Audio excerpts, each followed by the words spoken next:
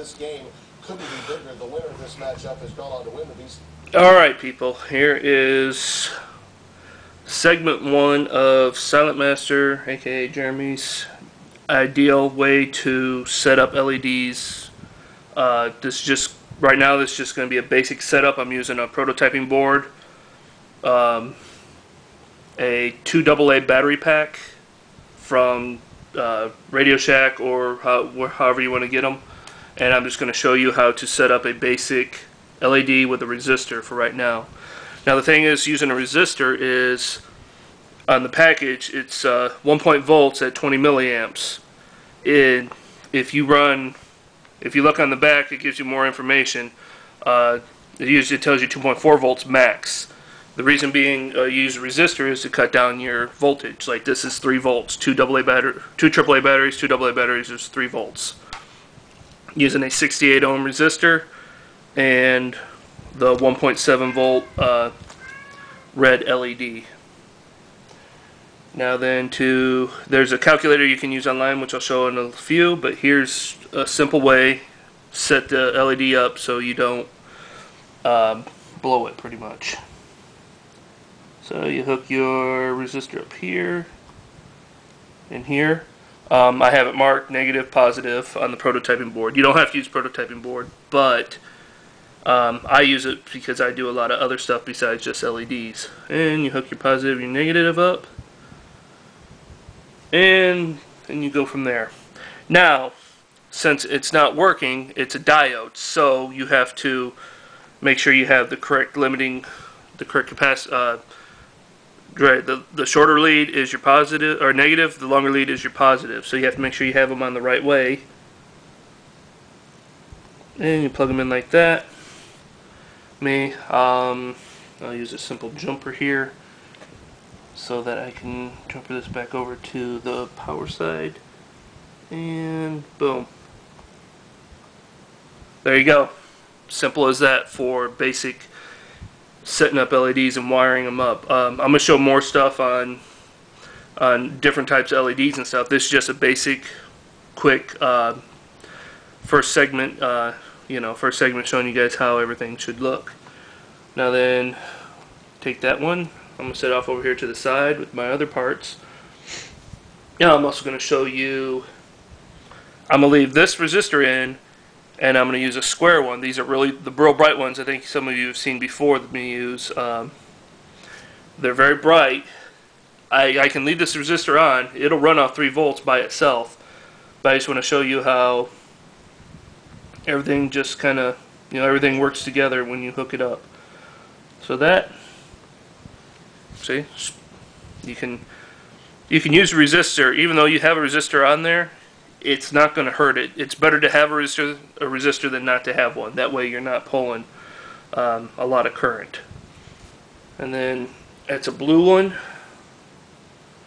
Let's see here. I just picked these up today. These are the clear ones.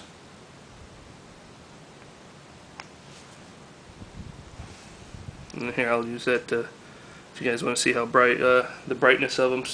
Each one has different brightness levels. So here's another red one, but this one is not going to be as bright. Plus, it's also a red lens. Each LED light emitting diode is going to have a different chemical in here that gives you the color when it's clear.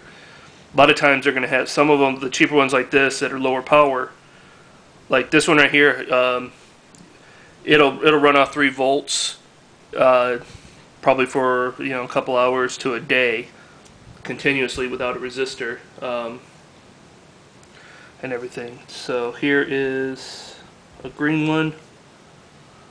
Just as using a 68 ohm resistor. You can go to Radio Shack. They have a pack of 500. Yeah, it's like a 500 pack, which has all your various sizes from 1K, 10K, and 100K, and then 1 to 10 meg, and then 2.2 all the way up to 4.7 meg. I keep this around because I have it all in a box, and I use a multimeter to measure everything, because I got some markers to mark everything on. what the resistance is on them. That was a green one. Here's a couple square ones. These, again, it just depends on what your application is and what you want to use it for. There's a square one. They're fairly bright. Some of them are bright and they have a different degree of brightness in how you view them. Like this green one's fairly bright. You can use it for like smaller areas. They have clear, blue, red. Each one's going to probably have a different, a different voltage reading. Your greens are typically going to run 2.6 to 3 volts. Your blues are going to be about 3 volts or more. Reds are going to be about anywhere from 1.7 up to 3 volts. Unless you get your high current ones, which I have a high current red over here. This one runs all the way up to like, I think this one, yeah, it might be a 3 volt. And everything. So, nope, that's another blue. And my phone is ringing, but I'm not going to answer it because I'm trying to show this to you guys. And then I do a little bit more close-up stuff. Here's a white one.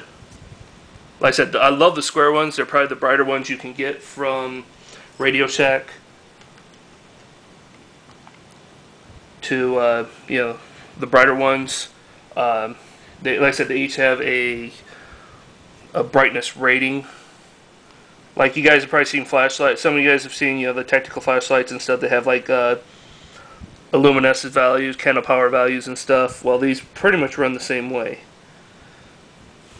But their MCD, I think, is the voltage read. There's the red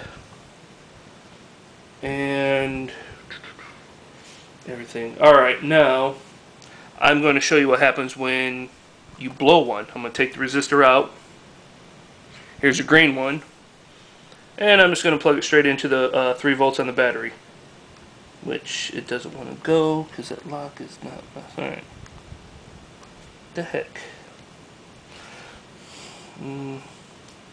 Actually, it didn't blow. It's working off 3 volts.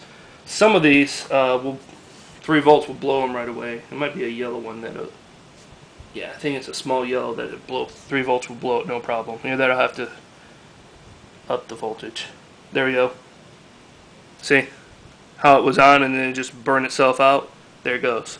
So 3 volts, your yellow ones, some of your reds, mainly a lot of your smaller ones, 3 volts will just fry them instantly. So that's why you have to pay special attention to what your voltage is. And since that one's blown, I'll just toss it.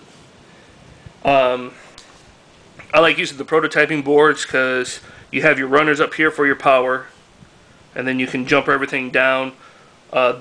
This is great for IC chips and everything, and I'll show you later on how I use a timer chip to make them pulse and stuff. You got your 2 runners here. It's separated here. Each one of these is connected. These 5 are connected, but all these are separate from each other.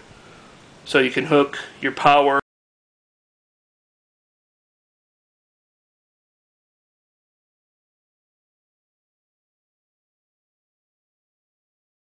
your IC chips, and however your schematic says, you can hook stuff up, which I will show you guys later.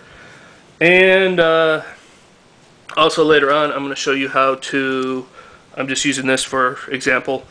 We'll cut this out and we'll actually put LEDs into a vehicle, wire it up, and make it work.